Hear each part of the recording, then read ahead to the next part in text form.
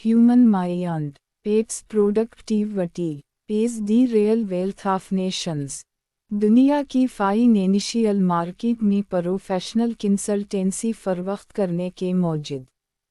और अब तक प्रोफेशनल कंसल्टेंसी के वाहिद analyst Chaudhry Mohammad, founding chairman stock exchange Faisalabad 2015 की तहरीर व तहकीक। दरअसल ये सन 1974 बल्कि सही मानों में सन 76 की अमरीकी तशवीश का नतीजा है,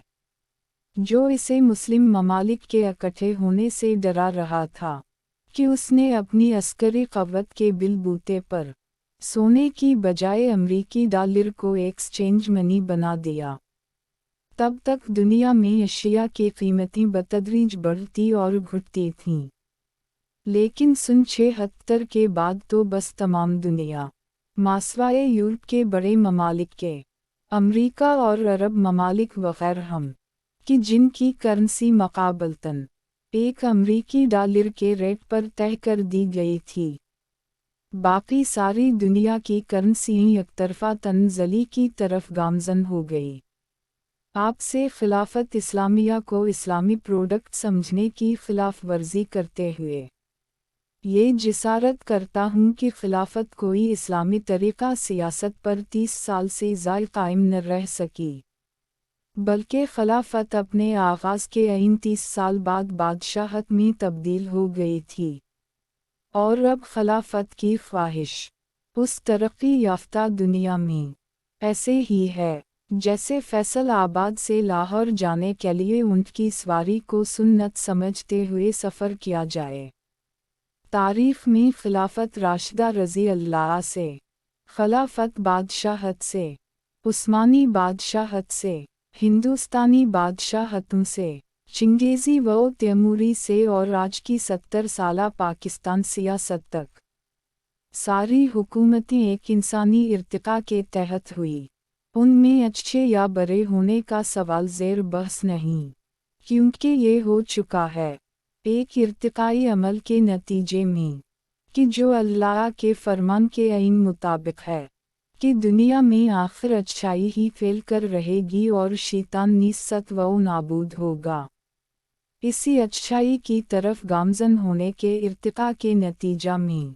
इस्लाम एक ऐसा निज़ाम ज़िंदगी है जो इंसानी इर्तिका के साथ साथ चलता है, और अगर मुसलमान किसी एक वक़्त में क़ीद रहेंगे तो इंसानी इर्तिका सिर्फ उनके लिए ही रुका रहेगा, बाकी दुनिया के लिए नहीं। जैसे बहते दरिया का वो पानी जो दरमियानी बहाव से हटकर दरिया के किनारे की घास की ज़ीनत बनता है, और जब दरमियानी मौज दरिया ज़ोर पकड़ती है तो यही किनारे वाला पानी लोकल इलाक़ों की तरफ सैलाब बर्पा करके वहीं मंजमंद होकर सूख जाता है, जबकि दरमियानी मौज दरिया अपनी मंजिल यानी सबसे बड़े ज़ख़ीरा पानी समंदर में गिर कर ही सुकून और मंजिल हासिल करती है। उस मंजमंद इस्लाम की मिसाल अव्वल तो लाउड स्पीकर को हराम करार देने से शुरू हुई, फिर तस्वीर कुशी को, फिर टेलीविज़न को मुआशरे में बुराई फैलाने वाला समझते हुए तस्वीर कुशी हलाल हो गई और लाउड स्पीकरों पर अज़ान भी जारी हो गई।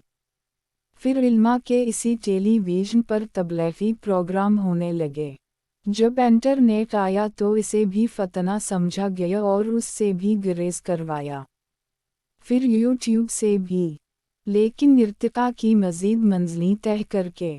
अब हर आलम का अपना यूट्यूब चैनल है। अल्हम्दुलिल्लाह, सोना इस्लाम में हर्फ आखिर नहीं,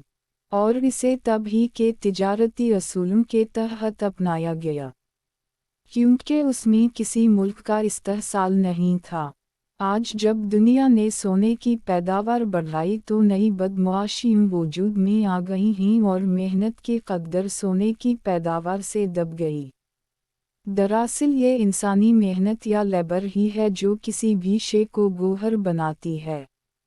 और इंसानी मेहनत को जितना आसान आज कैलकुलेट करना है उससे कबल कभी न था, और ये इंसानी जहन और इंसान की महारत ही वेल्थ ऑफ नेशंस है। جسے ہر تخلیق یا سروس کو ماپنے کا ذریعہ ہونا چاہیے۔